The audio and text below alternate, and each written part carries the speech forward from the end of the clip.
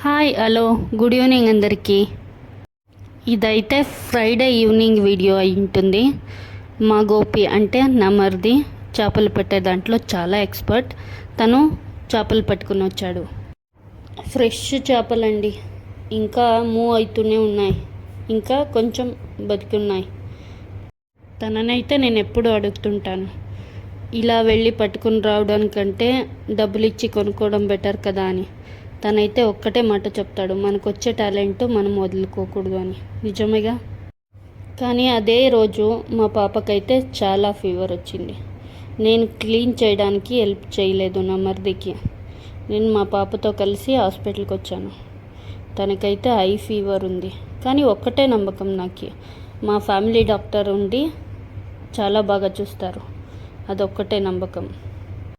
చూసారుగా తను ఎంత టైర్డ్గా ఉందో. నెక్స్ట్ వీడియోలో